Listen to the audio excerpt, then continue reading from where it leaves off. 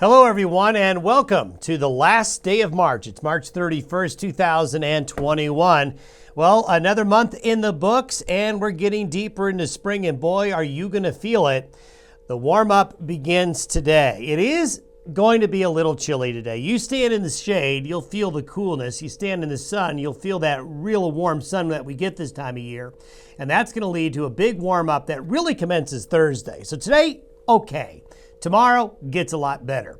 And then through Easter weekend and into Monday, we are looking at the warmest days of the year so far. And not just a day or two, but we're going to put together 5, 6, even 7 days of a warmer, drier pattern. There's really no big system in sight into early next week. And as we've discussed, you don't want to go too long with this nice weather. Everyone is ready for this nice weather, but we don't want to go too deep into April without a wet storm system or two. So April is going to be off to a dry start, at least for the first 5 or 6 days, maybe 7 days of the month. This is today's pattern. You can see that the upper level winds with the jet stream are coming into the Rockies and High Plains and into the Corn Belt and Midwest from the northwest. So this is another day of the air we're going to be breathing coming in from here. So it's going to be cool, but warm air is building along the west coast and into the Great Basin. And this is what's going to be pushing eastbound as we get into tonight and tomorrow. As this trough will migrate to the east coast, they're going to have cool, unsettled weather here over the next few days while the west warms up.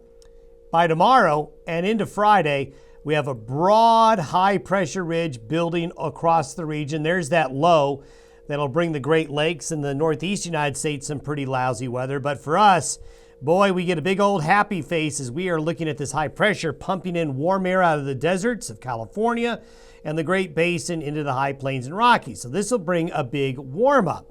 And this is a pattern that is going to persist. Look at this. This is for Saturday. Notice how the jet stream is getting stretched with low pressure on each end of the country. Low here, low off the coast. So that just means a broad coast-to-coast area of high pressure, really warmer across a large part of the nation here. And that jet stream, with it migrating more north, is going to allow the warmer air that's building in these lower latitudes, now that we're getting deeper into spring, to go more north. So we're also going to have a big warm up in this part of the country here as we go into the next 5 or 6 days. Now, parts of this low out here will come into the northern Rockies and Plain States early to mid next week, and that's when we got to hope for maybe some rain or some mountain snow. But it's going to not happen until after Monday at the earliest. Look at temperatures. This is for Saturday. Temperatures relative to normal. So you can just see how that change in wind direction aloft, how that brings that warmer air. And look how much warmth extends up into Canada, parts of the Corn Belt, the Midwest, and the whole western United States. Just a really big warm up, while it's going to stay colder than average there along the East Coast. So for those of you waiting for some nice weather, it's been a long month. March has been pretty turbulent. We really desperately needed the moisture, but some of you were winners with the moisture. Some of you were losers. It wasn't even-handed. Here's our next chance for showers on Wednesday. We've got a disorganized trough coming through. So, it looks like, I think, Montana, parts of Idaho, maybe parts of northern Wyoming may have a decent chance of some much-needed precipitation up here towards the middle of next week.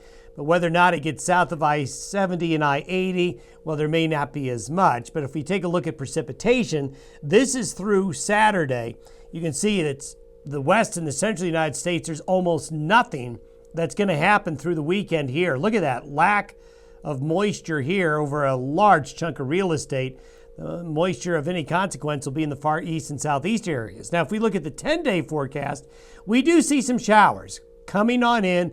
This will be mid to late next week. This is nothing that looks really significant, but if you're going to be looking at getting wet again, it's going to be not until about a week or so from now. So it's going to be a long haul. Look at the sun.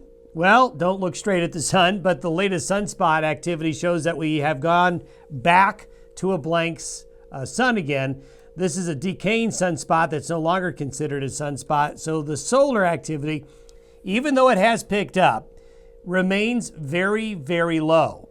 there is an indication that on the other side of the sun, there is a big sunspot over there. There was a big solar flare on the other side of the sun earlier this week. So we may see the sunspot activity rotate back over here as we get to later this week and into the weekend. But having the sunspot activity drop again is an indication that this next solar phase that we're going into, this next solar cycle, is off to a slow start, which several folks did predict. And I think that is something that we're certainly seeing the trend towards a weaker solar cycle as we go into the next cycle in the next 10 years or so. Thanks for listening and watching the Day Weather Podcast. Have yourself a good Wednesday. We'll see you tomorrow.